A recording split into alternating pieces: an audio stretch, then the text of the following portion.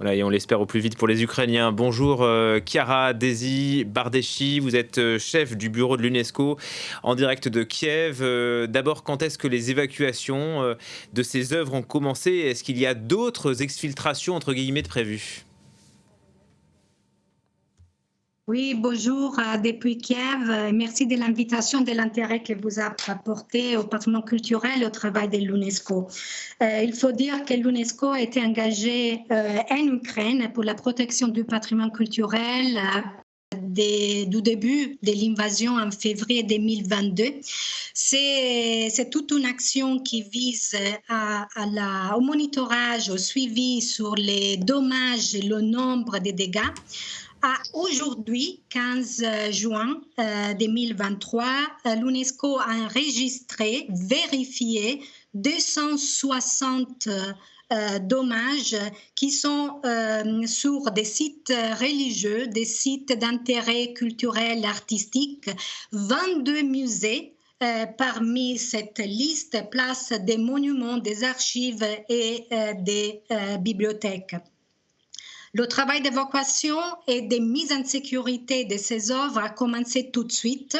L'UNESCO a travaillé à côté du ministère de la Culture, à côté des professionnels de la culture, avec des formations, par exemple en ligne, qui ont permis déjà tout de suite, en septembre, auprès de 250 professionnels de la culture et des musées, d'être équipés avec des connaissances sur les mesures d'urgence, les mesures d'évacuation, d'inventaire, de documentation rapide de ces œuvres et ces collections. Ça veut dire qu'aujourd'hui, il y a encore des œuvres à sauver à Kiev, ou est-ce que c'est plus dans les zones qui sont sous le feu des bombes russes, notamment dans le Donbass, sur la ligne de front?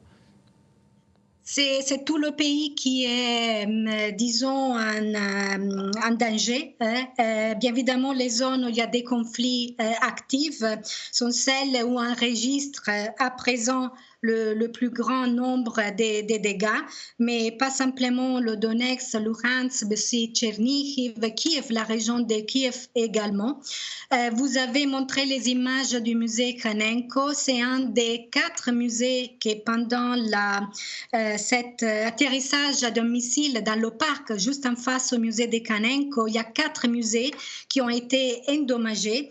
Et tout de suite, pour ces 4 musées, l'UNESCO a mobilisé de l'attention, des ressources aussi pour une aide d'urgence qui est allée surtout dans la réparation, par exemple, des portes, des fenêtres, la provision des équipements de sécurité pour la prévention de feux, des incendies, mais également pour l'élaboration des évaluations des dommages structurels au bâtiment à travers la technologie 3D.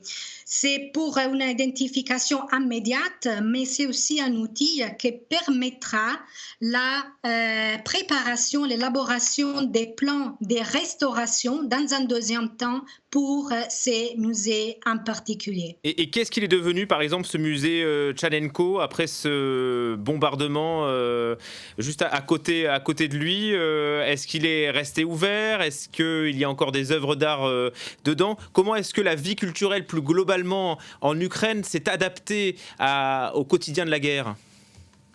Oui, le musée Kanenko, c'est un musée qui est maintenant dans ses salles d'exposition n'exhibite plus des œuvres qui appartenaient à sa collection qui sont mises en sécurité, mais vous serez surpris de voir comme la culture montre toute sa résilience, l'attention de la citoyenneté du public plus général. C'est un musée qui est devenu, je dirais, un lieu aussi des